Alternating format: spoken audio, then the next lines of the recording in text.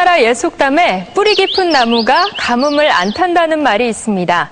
말을 그대로 직역하자면 뿌리가 땅의 영양분을 얼마나 제대로 흡수할 수 있느냐 하는 것이 나무의 성장에 그만큼 중요하다는 의미일 겁니다.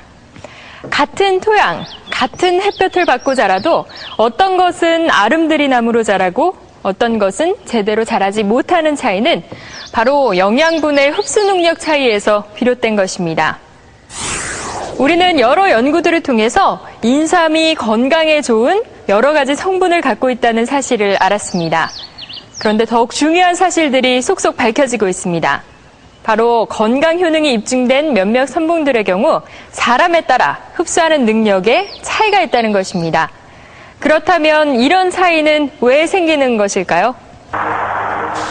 인삼의 성분들은 어떤 과정을 거쳐 우리 몸에 흡수되는 것일까? 가장 잘 알려진 것이 사포닌의 일종인 진세노사이드 성분들이다. 이 성분들은 위를 통과하면서 당이 떨어져 나가 몸에 쉽게 흡수될 수 있는 형태로 변한다.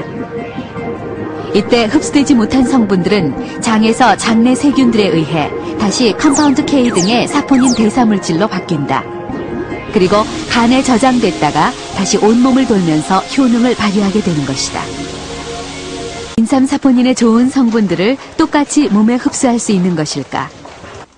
10명의 지원자들을 대상으로 인삼 사포닌의 컴파운드 K 전환 능력을 검사했다. 즙을 한 3달 동안 먹은 적이 있었는데 그게 왜 먹었냐면 제가 감기를 너무 많이 걸려갖고 어머니께서 해주셨거든요. 근데 그걸 먹고 나서도 솔직히 별 효과는 제가 느끼기에는 없었던 것 같은데 용삼이 애들한테도 맞고 또 다른 거에 비해서 많은 유효 성분들을 가지고 있는 것으로 알고 있었거든요. 근데 그 좋은 성분들은 많은데 정말로 우리가 흡수가 되는지 안 되는지 알고 싶어서. 저 인삼을 먹고 그러면요, 그 다음날 화장실에 가면 그 인삼 냄새가 많이 나더라고요.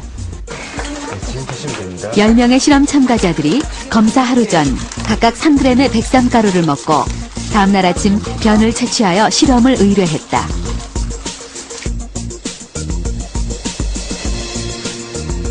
각각의 분변에서 미생물을 채취하고 채취한 미생물에 다시 인삼을 주입한 후 그 미생물들이 인삼 사포닌을 컴파운드 K, 즉 사포닌 대사물질로 분해하는 능력이 얼마나 되는지를 확인하는 실험이다.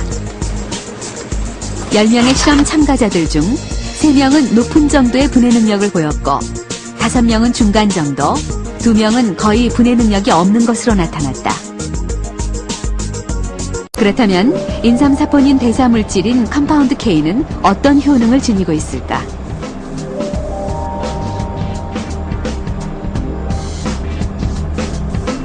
이경태 교수팀은 컴파운드 K의 항암 효과에 대한 흥미로운 실험 결과를 발표했다.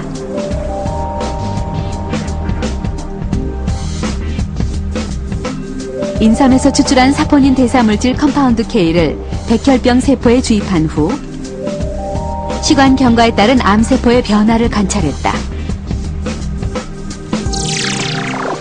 컴파운드 K를 주입하기 전 염색 사진에서는 죽은 암세포들이 거의 발견되지 않는 반면 주입한 후의 염색 사진에서는 죽은 암세포들이 형광색으로 화면에 나타난다. 컴파운드 K는 궁극적으로 정상세포에서 암세포로 변이가 되는 단계에서도 예방을 할 수가 있고요. 암세포를 가지고 있는 것에도 세포 사멸을 통해서 선택적으로 암세포를 죽임으로 해서 암치료 약물로서도 개발이 가능한 약물로 되고 있습니다.